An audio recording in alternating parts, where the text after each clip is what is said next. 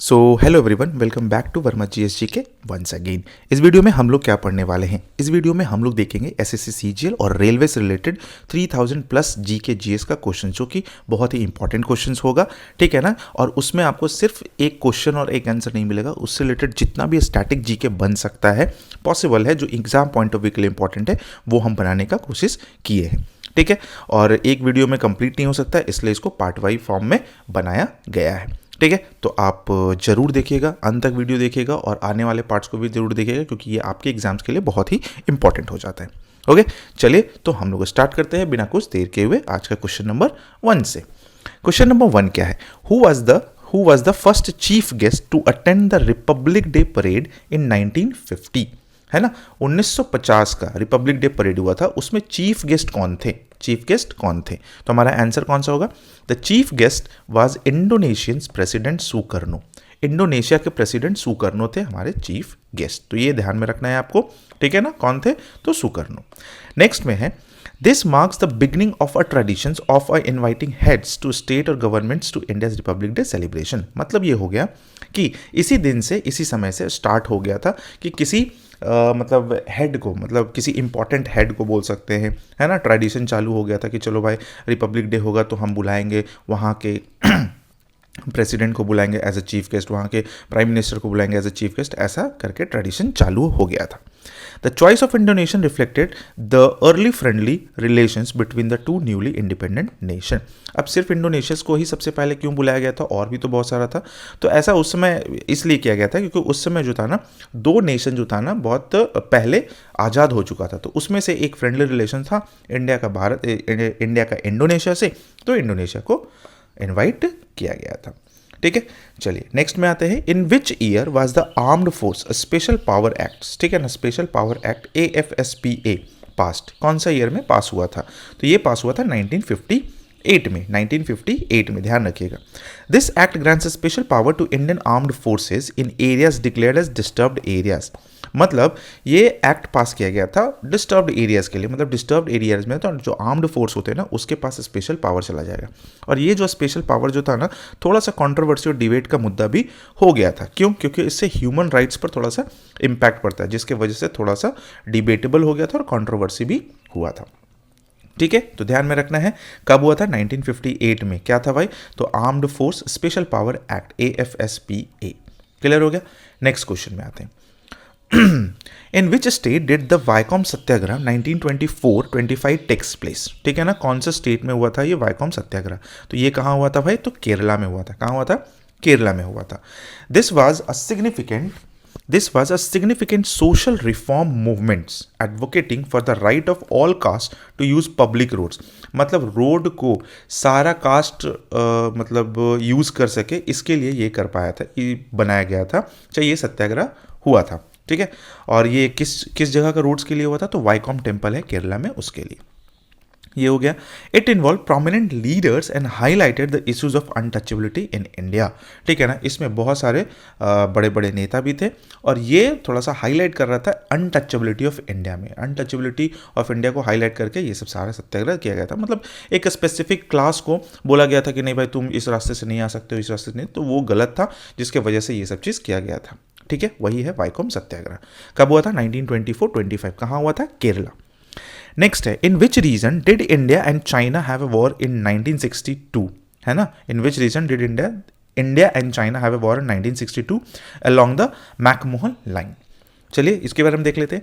India and China had a war in the region of McMahon line. McMahon line का जो reason है, ठीक है ना, उसके बेसिस पर ही इंडिया और चाइना में वॉर हुआ था। The McMahon line is a boundary between India and China in the eastern sector. Eastern sector में इंडिया और चाइना का जो बॉर्डर जो है ना, उसके वो जो बॉर्डर लाइन है ना, उसी को हम लोग मैकमोहन लाइन बोलते हैं, which is disputed by China, जो कि चाइना के थ्रू डिस्प्यूटेड है ना। मतलब चाइना उस पर हमेशा बोलते रहता है कि नहीं ये एरिया, ये लाइन थोड़ा और बढ़ाएंगे, ये लाइन थोड़ा और बढ़ाएंगे, इसके लिए थोड़ा सा डिबेट होते रहता है, ठीक है ना, थोड़ा बहुत वायलेंस होते ही रहता है मैकमोहन लाइन के लिए। The war resulted in a defeat for India and continues, the war का रिजल्ट जो हुआ था जिसमें इंडिया हार गया था, इंडिया डिफीटेड हुआ था, and continues to be sensitive issue in bilateral relation, और ये सेंसिटिव इशूज बना ही रह गया बायलैटरल रिलेशन। बायलैटरल रिलेशन करने को ना दो कंट्री के बीच का, ठीक है, तो ध्यान में रखिएगा इसमें इंडिया का हार हुआ था। मैकमोहन लाइन ध्यान में रखिएगा, और ये कौन सा दो कंट्री के बीच में है, तो इंडिया और चाइना। कब हुआ था वॉर? 1962 में। कहाँ हुआ था? मैकमोहन लाइन के रीजन में। चलिए नेक्स्ट क्वेश्चन में आते हैं।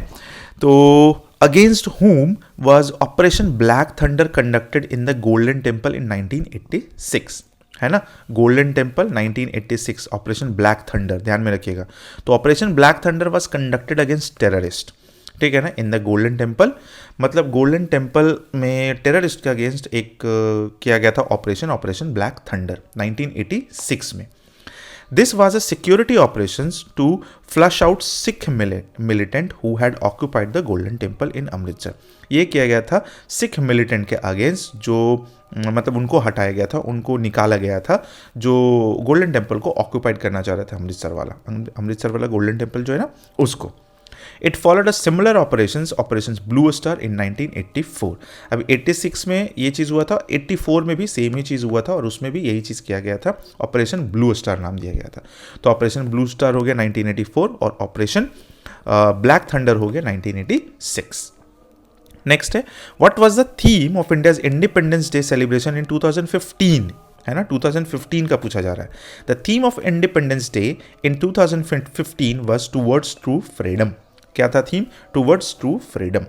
This theme likely aimed to emphasize the ongoing journey towards realizing the full potential of independence and addressing remaining challenges।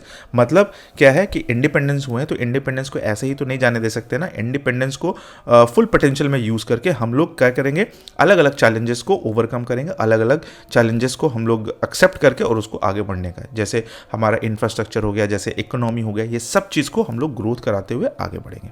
तो ट्रू इंडिपेंडेंस वही कहलाएगा एक्चुअली में, ठीक है ना। बट अगर उसका दूसरा पहलू देखिए अभी के हिसाब से तो मुझे नहीं लगता है। नेक्स्ट है, in which year did Rajpath become the permanent venue of the Republic Day parade, ठीक है ना। जो रिपब्लिक डे परेड होता है ना राजपथ पर, जो कि अब हो गया कर्तव्य पथ, तो राजपथ का परमानेंट कर दिया गया था कि जब भी होगा यहीं पर होगा। तो आंसर हो गया, Rajpath become the permanent venue for the Republic Day parade in 1955। 1955 में इसको परमानेंट कर दिया गया था। उसके पहले दिल्ली के डिफरेंट लोकेशंस पर ये रिपब्लिक डे परेड होता रहता था। राजपथ नाउ कर्तव्य पथ has since become an iconic symbol of Indian Republic Day celebration. तो इंडियन रिपब्लिक डे सेलिब्रेशन का एक ये जो है ना राजपथ और कर्तव्य पथ एक बहुत ही बड़ा सिंबल, आइकॉनिक सिंबल बन चुका है, ध्यान में रखना है आपको। 1955 में परमानेंटली इसको घोषित कर दिया गया था कि भाई यही जो होगा सो यही होगा। Which year was observe as the international year of fresh water. International year of fresh water कब ऑब्जर्व किया गया था? 2003 में। This designations by the United Nations aim to raise awareness about the importance of freshwater resources for sustainable development and environmental protection। तो sustainable development में एक गोल आता था ना कि फ्रेश वाटर रिसोर्सेज भी हमको क्रिएट करना है, चाहे है तो उसको सेव करना है। उसी के लिए 2003 में फ्रेश वाटर का इंटरनेशनल ईयर का उसको दिया गया था, ठीक है।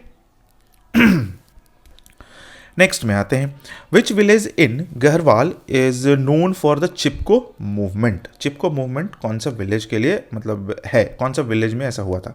तो Reni village in Garhwal is known as the Chipko movement, यानी कि चिपको मूवमेंट जो होता है ना रेनी विलेज हुआ था गहरवाल का एरिया में। रेनी विलेज याद रखेगा। The Chipko movement was sorry the Chipko movement was a non violent environment protest in which women hugged trees to prevent their falling और फेलिंग, ठीक है ना। ये चीज़ मतलब कि कोई पेड़ को काटने आ रहा है तो उसमें चिपक जाना है तो पेड़ को नहीं काटेगा, और पेड़ को काटना है तो पहले हमको काटना पड़ेगा, इंसान को काटना पड़ेगा। और सेम सिचुएशन अभी 2025 में कुछ दिन पहले चल रहा था हैदराबाद में, ठीक है ना। हैदराबाद में भी यही, बट फिर भी गवर्नमेंट्स को और बड़े बड़े ऑफिसर्स लोग को कोई मतलब नहीं है। सब लोग को इंडस्ट्री लगाना है, ग्रोथ लगाना है, ग्रोथ करना है। ग्रोथ के चक्कर में ग्रोथ तो कर जाओगे लेकिन उस ग्रोथ को उस ग्रोथ को ऑक्यूपाई करने का मतलब बोल सकते हैं ऐसे कि उस ग्रोथ को एंजॉय करने वाला इंसान ही नहीं रहेगा, कोई नहीं रहेगा, सब ग्रोथ करते चले जाओ और सब कुछ ख़त्म हो जाएगा। आप बड़े बड़े फैक्ट्रीज बना लो, ना सही ढंग से पानी है, ना सही ढंग से एयर है, ना सही ढंग से ऑक्सीजन मिल पा रहा है, ना सही ढंग से कुछ मिल पा रहा है, ना रोड है, बस आप जंगल पर जंगल काटते जाओ, ठीक है। और बोलोगे कि हाँ अब ईवी सेक्टर लाना है, पिछला पुराना 10 साल का गाड़ी नहीं चलेगा, ये नहीं चलेगा, वो ठीक है, बट जंगल हम काटेंगे मतलब एकदम मिलियंस ऑफ हेक्टेयर्स में। पता नहीं क्या क्या होने वाला है।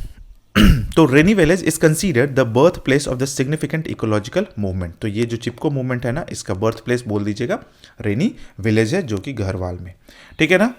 नेक्स्ट है, who was India's delegate to the world monetary conference at Bretton Woods in 1944, है ना। इंडियाज डेलीगेट में कौन कौन थे? तो इंडियाज डेलीगेट वॉज R.K. शनुमुखम, ठीक है, शनुमुखम शेट्टी बोल सकते हैं, है ना, शनुमुखम शेट्टी। पॉइंट्स को यानी कि यही थे डेलीगेट्स में। The Bretton Woods conference leads to the establishment of international monetary fund IMF और वर्ल्ड बैंक, मतलब IMF और बैंक को एस्टैब्लिश करने के लिए ये बनाया गया था। ये कॉन्फ्रेंस हुआ था ब्रेटन वुड्स कॉन्फ्रेंस इन 1944, जिसमें इंडिया की तरफ से डेलीगेट कौन गए थे? R.K. Shanmukham Shetty. Was the prominent economist, वो बहुत अच्छे इकोनॉमिस्ट थे, और later becomes India's first finance minister. तो आपको एक और जानकारी मिला कि इंडिया के पहले फाइनेंस मिनिस्टर कौन थे? तो R.K. शानमुखम शेट्टी, जो भी नाम है आप देख लीजिएगा, है ना, ध्यान में रखना है। नेक्स्ट है, in which year was the post of national security advisor in India created, है ना, post of national security advisor. तो ये पोस्ट क्रिएट किया गया था 1998 में। The NSA is the chief advisor to the Prime Minister on national security matters. The creations of this post would followed India's nuclear test and aimed to streamline national security policy. मतलब कोई भी तरह का security issues होता है तो national chief adviser जो है ना, ये प्राइम मिनिस्टर्स को सीधा रिपोर्ट करते हैं और बताते हैं कि क्या क्या किया जा सकता है। इसमें न्यूक्लियर टेस्ट भी आ जाएगा और नेशनल सिक्योरिटी पॉलिसीज भी आ जाएगा। In which year did India give shelter to the Dalai Lama? कौन से साल में इंडिया जो है ना दलाई लामा को शेल्टर दिए थे, रहने के लिए जगह दिए थे, रहने आए थे। India's give shelter to Dalai Lama in 1959। The Dalai Lama fled Tibet following a Chinese crack down on the Tibetan uprising, ठीक है ना। तिब्बतन अपराइजिंग्स को लेके थोड़ा सा हुआ था, जिसकी वजह से चाइनीज़ लोग जो थे ना, वो मतलब फ्लड किए थे, हटाए थे, सब लोगों को हटाए थे। तब जाकर India's decision to grant him asylum, India decide किया था कि चलो ठीक है, दलाई लामा को हम रखेंगे। Long standing point on contentions between the India and China, ठीक है। तो ये ध्यान में रखिएगा कि दलाई लामा को कब रखा गया था, कब शेल्टर दिया गया था? 1959 में इंडिया के थ्रू, ठीक है। चलो भाई नेक्स्ट में आते हैं। नेक्स्ट में क्या है? In which year was the first national integration council meeting held? First national integration, the first national integration council meeting was held in 1962 में। 1962 में हुआ था। पॉइंट्स क्या क्या है? The national integration council was establish to address issues of communalism, ठीक है ना, कम्युनलिज्म को एड्रेस करना था। मतलब इस काउंसिल का मतलब क्या था? कम्युनलिज्म को दिखना है, रीजनलिज्म को देखना है, and other threats to national unity. मतलब नेशनल यूनिटी का जो भी थ्रेट हो सकता है वो सबको एड्रेस करना। Jawaharlal Nehru played a key role in the formation. Jawaharlal Nehru का बहुत ही इंपॉर्टेंट रोल था इसमें। नेक्स्ट है, in which year was project elephant? Project elephant a certainly sponsored scheme launched. Answer हो गया, project elephant was launch in 1992। ध्यान में रखिएगा 1992 में प्रोजेक्ट एलिफेंट लॉन्च किया गया था। The schemes aims to protect and conserve elephants and their habits in India, ठीक है ना, their habitats in India। मतलब क्या था? कंजर्व करना है और उसका हैबिटेट्स बनाना है इन India. It focus on managing human elephant conflict and ensuring the well being of elephant populations. Elephant populations को बढ़ाना है और ह्यूमन एलिफेंट कॉन्फ्लिक्ट्स को मैनेज करना है किसी भी तरीके से, अच्छे तरीके से। ओके, नेक्स्ट में आते हैं। In which year was the national food security act enacted? National food security, the national food security act was enacted in 2013। 2013 में इनेक्टेड किया गया था। पॉइंट्स में क्या है?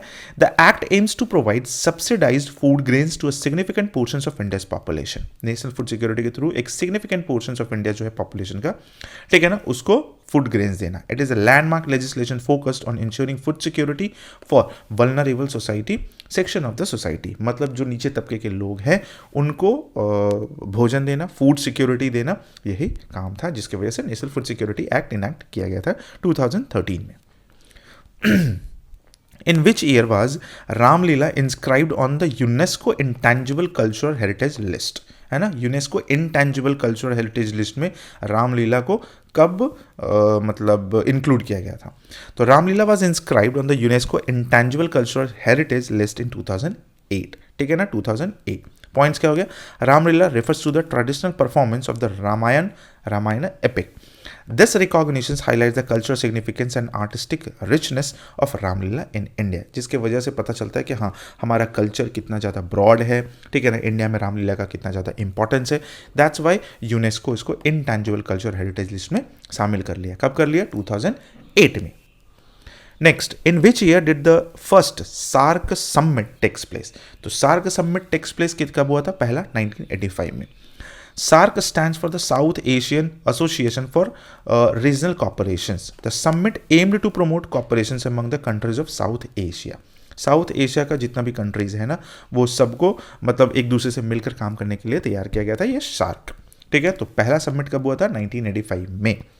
नेक्स्ट है, in which year was the first star guild award ceremony held in Mumbai? Star guild award सबसे पहला कब दिया गया था? 2004 मुंबई। पॉइंट्स में क्या है? These awards recognise excellence in Indian cinema and television, cinema और टेलीविजन के लिए दिया जाता है। Mumbai is the hub of entertainment industry, Indian entertainment industries है, तो वो आपको पता ही होना चाहिए मुंबई। नेक्स्ट में आते हैं, on which date was the first Indian satellite Aryabhata launched? ये हुआ था 19 April 1975। This marks India's entry into the space age, space age में इंडिया एंटर कर दिया था, पहला सैटेलाइट था। और ये किसके हेल्प के से लिया क्या मतलब किया गया था, किसके असिस्टेंस के थ्रू किया गया था? Soviet union. The satellite was launched with the assistance of Soviet union, ठीक है। नेक्स्ट है, what is the number of districts in the union territory of Ladakh? The number of districts in the union territory of Ladakh is 2, ठीक है ना। लद्दाख में 2 union territory, मतलब लद्दाख जो है यूनियन टेरिटरीज है, अब उसमें 2 डिस्ट्रिक्ट्स है, एक करगिल है और एक लेह है, ध्यान में रखना है। Ladakh was formed as a separate union territory in 2019 में सेपरेट बना दिया गया था। These 2 districts represent the main administrative division of the region, main administrative division of the region हो गया ये दोनों डिस्ट्रिक्ट लद्दाख के लिए। Next question, in which year was the Indian reform association formed by and by home? Indian reform association, तो Indian reform association was formed in 1870 by Keshab Chandra Sen, ठीक है ना, केशव चंद्र सेन 1870 में। This association aim to promote social reforms and educations in India. Social reforms and education in India के लिए बनाया गया एक बहुत बड़ा ऑर्गेनाइजेशन जो बहुत पुराना भी है, बट अगर इंडिया का एडुकेशन देख लीजिए तो हम उसको 10 में से शायद हो सकता है 1 और 2 मार्क्स थे, है ना, 10 में से कोई मतलब ही नहीं बनता। इंडियन एजुकेशन सिस्टम एकदम पूरा खराब हुआ पड़ा है, कुछ नहीं, लोगों को आगे सोचने का कोई मौका नहीं दिया जाएगा, आपसे ज़बरदस्ती नोट्स लिखवाया जाएगा, आपसे ज़बरदस्ती क्या बोलते हैं इस पेज से इस पेज में लिखवाया जाएगा, आपसे ज़बरदस्ती असाइनमेंट कराया जाएगा, प्रैक्टिकल नाम का कोई चीज़ नहीं है। हाँ, ये नहीं बोल रहे हैं कि सब जगह गिना चुना स्कूल में हो सकता है प्रैक्टिकल, लेकिन वैसा स्कूल नहीं है, बच्चा तो हर जगह पढ़ रहा है। ऐसा थोड़ी है कि सिर्फ मुंबई से ही लोग निकल रहे हैं तो पूरा का पूरा कंट्री में वही सर्विसेज दे रहे हैं, नहीं, तो और भी छोटे छोटे जगह वहाँ भी ये सब फैसिलिटी होना चाहिए, कम से कम एजुकेशन तो होना चाहिए। अरे भाई आप मत दो ना मेट्रो ट्रेन और ये और वो फलाना ढिमकाना, आप एजुकेशन सिस्टम अच्छा दो, एजुकेशन दो, वो खुद कर लेगा, है ना, वो जरूरी होना चाहिए। बट क्या ही कहा जा सकता है, बहुत लंबा टॉपिक है। पॉइंट्स में आते हैं, The association aimed to perform the social reform and education in India. Keshav Chandra Sen was the prominent ब्रह्म समाज लीडर, ब्रह्म समाज लीडर थे जो अपने हिसाब से जो किए एजुकेशन के लिए ठीक किए, बट अभी के हिसाब से पूरा का पूरा डिजास्टर्स। आता है नेक्स्ट में, in which year was the constructions of the Rashtrapati Bhavan completed? Constructions of the Rashtrapati Bhavan completed. Answer, construction of Rashtrapati Bhavan was completed in 1929, है ना। पॉइंट्स में देख लेते हैं, it was originally build in viceroy house during British rule, है ना, built as the viceroy house, मतलब ये जो राष्ट्रपति भवन जो है ना एज अ वाइसराय हाउस बनाया गया था। पहले वाइसराय होते थे, पहले राष्ट्रपति नहीं होते थे, तो उनका हाउस के एवज में बनाया गया था during British rule. It is now the official residence of the president of India, अब ये ऑफिशियल रेसिडेंस हो गया प्रेसिडेंट ऑफ इंडिया का। नेक्स्ट में आते हैं, हु डिजाइन द राष्ट्रपति भवन। आंसर में हो गया Rashtrapati Bhavan was design by the Edwin Lancet Lutyens. ठीक है ना, ये कौन बनाए थे भाई राष्ट्रपति भवन? लुटियंस। लुटियंस हम लोग सुनते भी आते हैं, दिल्ली वगैरह में ज़्यादा सुनिएगा। पॉइंट्स, लुटियंस वॉज की architect in the planning of construction of new Delhi. New Delhi को कंस्ट्रक्ट करना और प्लानिंग और कंस्ट्रक्शन करना में सबसे इंपॉर्टेंट यानी कि यही आते हैं लुटियंस, है ना, जिनका पूरा नाम एडविन लैंसेट लुटियंस है।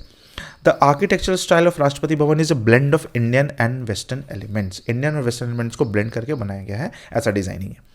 In which year was the Rig Veda manuscript added to UNESCO's Memory of World Register? The Rig Veda manuscript was added to UNESCO's Memory of the World Register in 2007. 2007 में UNESCO के memory of the world register में किसको शामिल किया गया भाई? तो ऋग वेदा को शामिल किया गया। The Rig Veda was the one of the oldest and most important text of Hinduism. Oldest भी है और इंपॉर्टेंट है किसके लिए भाई? हिंदुइज्म के लिए। This recognition highlights in its historical and cultural significance of humanity, है ना, हाईलाइट्स और हिस्टोरिकल एंड कल्चरल सिग्निफिकेंस, बहुत ब्रॉड, बहुत ही कल्चरल सिग्निफिकेंस रखता है ऋग्वेदा। ठीक है, अब देखिए वेदास है तो जरूर, लेकिन उनमें जो लिखा हुआ, उसमें जो लिखा हुआ है लोगों को मानने से कोई फ़र्क नहीं पड़ता है। कुछ लोग मानते हैं, कुछ लोग तो बोलते हैं किताबी भाषा है, उसको रियल लाइफ में अप्लाई नहीं किया जा सकता है। ठीक है, तो ये सब आर्ग्यूमेंट चलते रहता है, ये है फलाना निकालो। किसी को बोल दो कि आप वेद पढ़े हुए हैं तो बोल दोगे तो अगला भी आपको कुछ और उल्टा पुल्टा जवाब ही दे जाएगा, ऐसा है। मतलब अलग लेवल पर चल रहा है अभी का समय जो है ना। चलिए नेक्स्ट में आते हैं, in which year was the national stock exchange of India established. National stock exchange, ठीक है, हाँ, national stock exchange established in India. तो national stock exchange of India was established in 1992, 1992 में ये हुआ NSE। The NSE is now one of the leading stock exchange in India. It played a significant role in modernising the Indian stock market. ठीक है ना, ये NSE है, बस ध्यान में रखिएगा। NSE नेशनल स्टॉक एक्सचेंज हो गया, 1992 है और ये लीडिंग इंडिया में है NSE। उसके बाद BSE है, वर्ल्ड में भी इसका बहुत बड़ा नाम है। In which year was the foundation stone for the Gateway of India laid in Bombay? Gateway of India का foundation stone कब रखा गया था? That is in 1913. It was built to commemorate the visit of King George. एक राजा और एक रानी आने वाले थे, उन्हीं के स्वागत में ये गेटवे ऑफ इंडिया बनाया गया था। राजा कौन थे? किंग जॉर्ज 5 एंड क्वीन कौन थे? रानी कौन थे? Queen Mary to India, queen Mary. ठीक है ना। It later become a symbolic landmark of Mumbai. तो पहले राजा रानी आए थे, अब तो बहुत सारे लोग पहुंच जाते हैं। चलिए नेक्स्ट में आते हैं, during which period was Victoria terminus station, Chhatrapati Shivaji Maharaj terminus Mumbai built. तो ये बना 1878 टू 1883 के बीच में तैयार हो गया था। ठीक है ना। विक्टोरिया टर्मिनस स्टेशन जो CST जिसको बोलते हैं, CSMT, छत्रपति शिवाजी महाराज टर्मिनस। ठीक है। Points, it is the UNESCO world heritage site and the iconic examples of Victorian Gothic, है ना। विक्टोरियन गॉथिक का ये बहुत बड़ा एग्जाम्पल है और यूनेस्को वर्ल्ड हेरिटेज में इसको शामिल भी किया गया है। One of the biggest railway station in India, India में बिजेस्ट रेलवे स्टेशन में आता है। In which year was the currency building in the BBD Bagh, ठीक है ना, और Dalhousie area of Kolkata constructed. Dalhousie area ध्यान में रखिएगा। The currency building in Kolkata was constructed in 1833। Currency building मतलब नोट छापना है चाहे कॉइन्स बनाना है जो भी है, उसके लिए 1833 में कोलकाता में बिल्डिंग्स बनाया गया था करेंसी बिल्डिंग के नाम से, BBD बाग और डलहौजी एरिया में।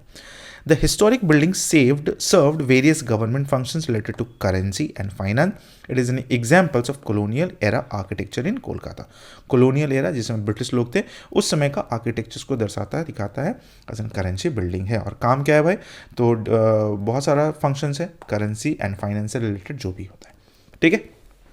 चलिए लास्ट बट नॉट लीस्ट देख लेते हैं, in which years did DC Sircar publish Indian epigraphy and Indian epigraphical glossary. ठीक है ना। DC सिरकर, एपिग्राफी क्या होता है ना, जो लोग मतलब जो पुराना लैंग्वेजेस जो होता है ना, एंशिएंट लैंग्वेज को पढ़ने में कैपेबल होते हैं। ठीक है, वो चीज़। तो DC Sircar publish Indian epigraphy and Indian epigraphical glossary in 1965 to 66। Points में देख लेते हैं, DC Sircar was the renowned Indian epigraphist and historian, है ना, बहुत इतिहास को जानने वाले थे, इतिहास ज्ञाता बोल सकते हैं। एपिग्राफिस्ट भी थे, अलग अलग नॉलेजेस, अलग अलग लैंग्वेजेस को पहचानते थे और पढ़ भी लेते थे।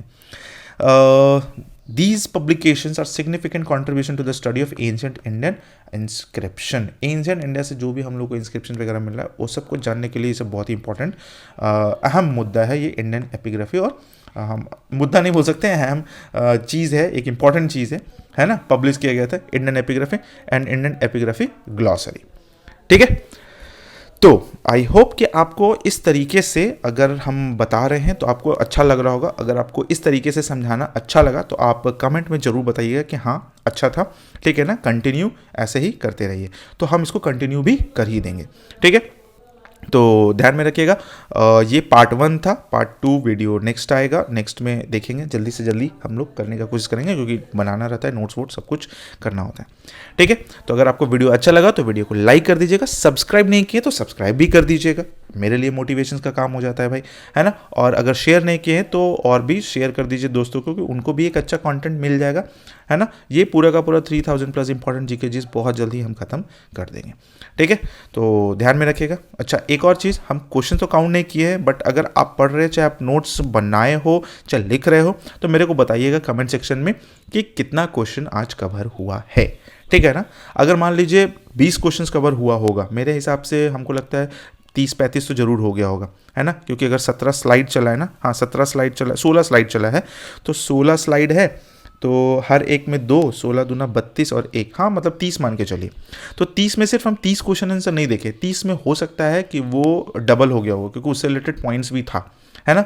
तो आपको एक वीडियो में लगभग 70-80 क्वेश्चन का पूरा एक्सप्लेनेशन मिल जाएगा, ठीक है।